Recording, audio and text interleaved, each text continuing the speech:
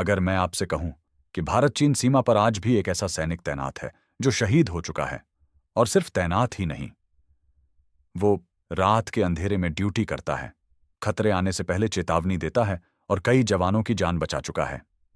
अब सवाल यह है, अगर वो शहीद हो चुका है तो ड्यूटी कौन कर रहा है? ये कोई कहानी नहीं है, ये एक ऐसा रहस्य है जिसे समझना आसान नहीं है। वीडियो में आगे बढ़ने से पहले वीडियो को लाइक करें और चैनल को सब्सक्राइब कर लें। तो चलो वीडियो शुरू करते हैं। ये कहानी है बाबा हरभजन सिंह की। साल 1968। ऊंचे ऊंचे पहाड़, जहां सांस लेना भी मुश्किल हो जाता है, जहां हर कदम जान का खतरा होता है, वहीं तैनात थे हरभजन सिंह। एक ऐसा सैनिक जिसकी पहचान सिर्फ उसकी वर्दी नहीं, उसका कर्तव्य था। वो हमेशा सबसे आगे रहते, खतरे में भी पीछे हटना उन्हें नहीं आता था। उनके साथी कहते थे, अगर कोई रास्ता ना दिखे तो हरभजन सिंह ही रास्ता बनाते थे। लेकिन एक दिन कुछ ऐसा हुआ जिसने सब कुछ बदल दिया। वो अपने साथियों के साथ गश्त पर निकले थे। रास्ता बेहद खतरनाक था। एक तरफ गहरी खाई, दूसरी तरफ बर्फ से ढके पहाड़, और फिर वो अचानक गायब हो गए।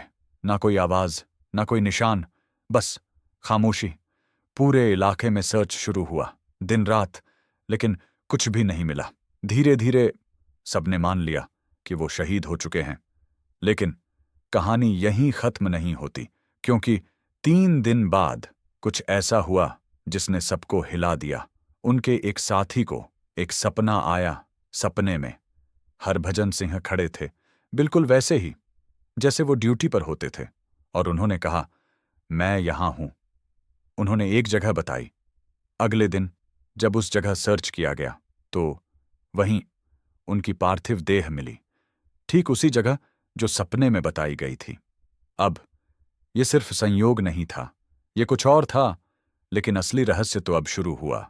धीरे धीरे सिपाहियों ने अजीब बातें नोटिस करनी शुरू की। रात के समय जब सब सो रहे होते, कुछ लोगों ने देखा कि एक सिपाही पेट्रोल कर रहा है। वो हरभजन सिंह जैसा दिखता था। पहले किसी ने इस पर विश्वास नहीं किया, लेकिन जब ये बार बार होने लगा तो डर बढ़ने लगा। कई सिपाहियों ने कहा कि उन्होंने उसे बर्फ में चलते हुए देखा, कभी दूर खड़े होकर निगरानी करते हुए, और कभी अचानक गायब होते हुए।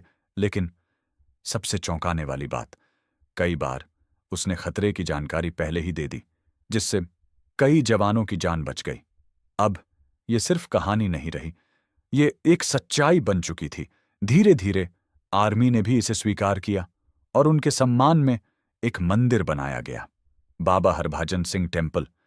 आज भी वहां उनका कमरा तैयार रखा जाता है, उनकी वर्दी, उनका बिस्तर, सब कुछ।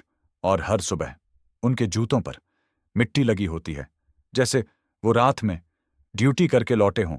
उन्हें आज भी एक सैनिक की तरह सम्मान दिया जाता है, यहां तक कि उन्हें छुट्टी भी दी जाती है। कहा जाता है कि उनकी आत्मा आज भी सीमा की रक्षा कर रही है। अब ये सच है या विश्वास, ये आप पर निर्भर करता है।